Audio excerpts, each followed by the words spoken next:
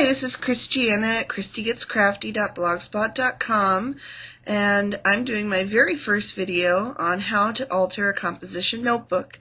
I posted one on my blog the other day, and I had some requests for a how-to, so here it is. I'm selecting some papers to cover my notebook from the October Afternoon Thrift Shop collection, gorgeous papers, and I'm just going to select two different coordinating patterns for the front and back and the spine.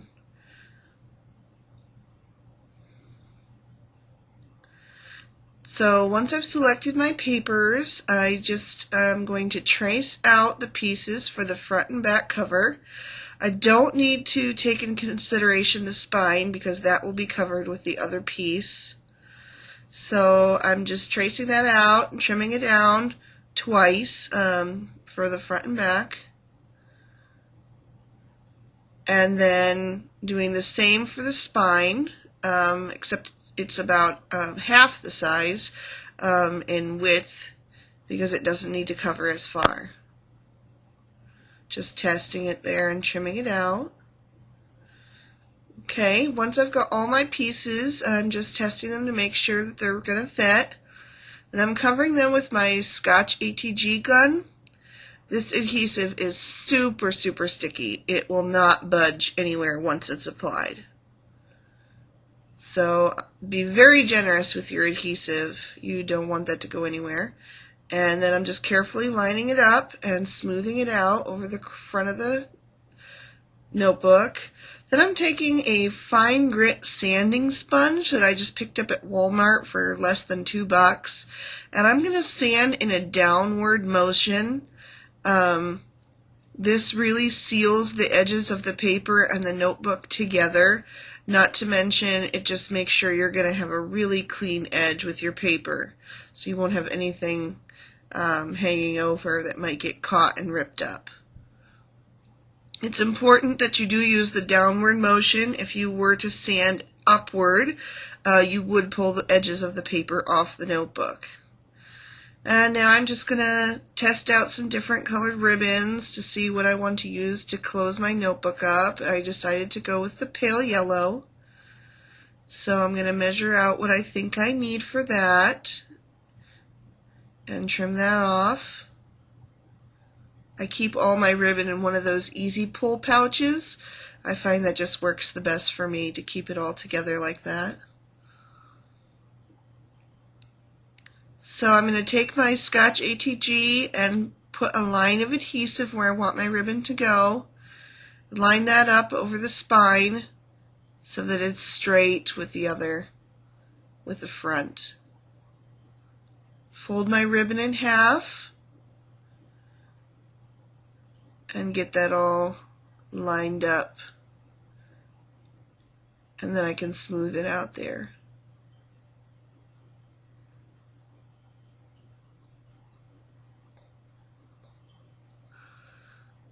Ribbon isn't quite as sticky on that adhesive, so you do have a little bit of wiggle room. You would not have been able to pull that paper back up that easy.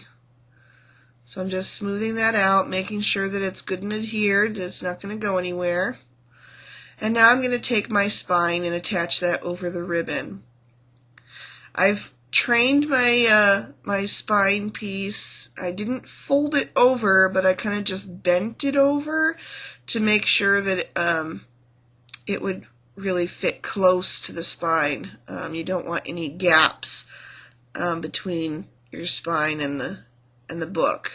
So be generous with this adhesive.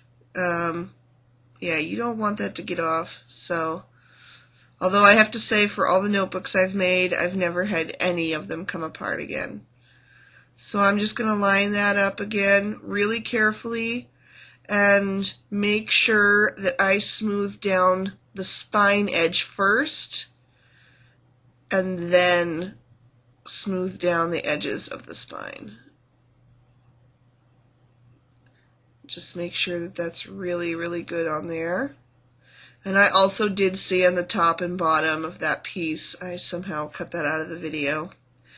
So now I've decided that my mini composition notebook needs a little bit of embellishment, so I decided to take the Lawn Fawn Fly Free stamp. It has this little bird that I love.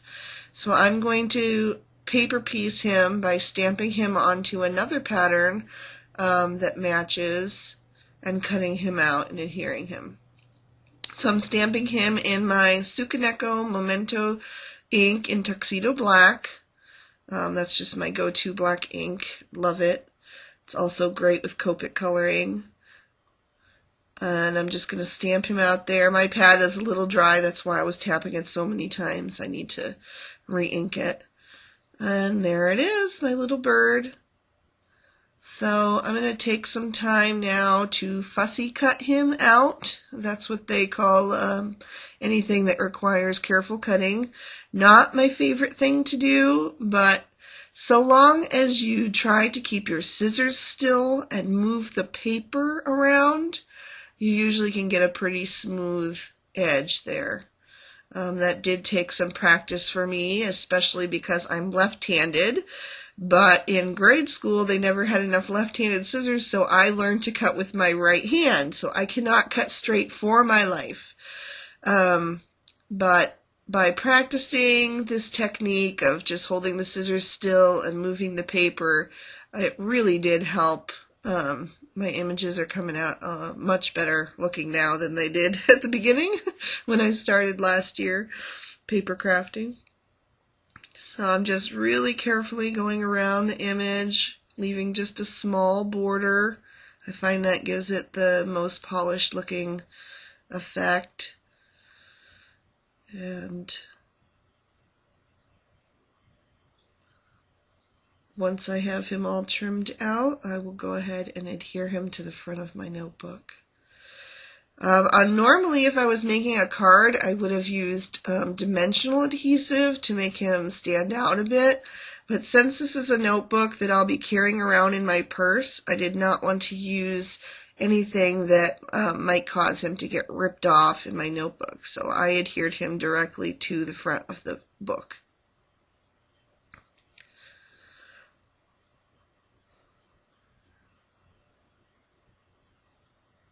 And that's where he's going to go. So I'm taking now my Tombow Mono dot adhesive. I have it in the blue permanent adhesive. It is a permanent adhesive, but it's actually the dot adhesive, which I love. Sorry. I just find that that small adhesive runner gives me more room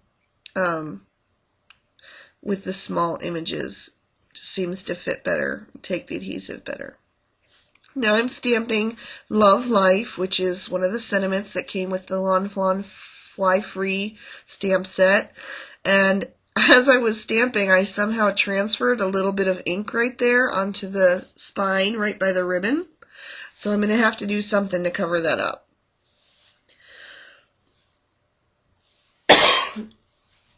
I selected 2 flowers from my stash. I think these were just flowers that I picked up at Target in the dollar bins. But I selected 2 that I thought would match my paper and a little button for the center. And I went ahead off camera and put some white embroidery floss through my button because I don't like my buttons to be naked. And then I used 3 mini glue dots to adhere each of those layers together and then to adhere the flower to the notebook. So now I'm just tying off the ribbon for my little closure. You don't have to use ribbon. You could leave your notebook open, but again, since I'll be carrying mine in my purse, I just like the ribbon closure, and I think it just adds something nice, a nice touch. So once I have my ribbon all tied nicely, I'm going to just trim off the one edge to make it match the other. And the notebook is finished. So I hope you enjoyed this tutorial, and thanks for watching. Bye-bye.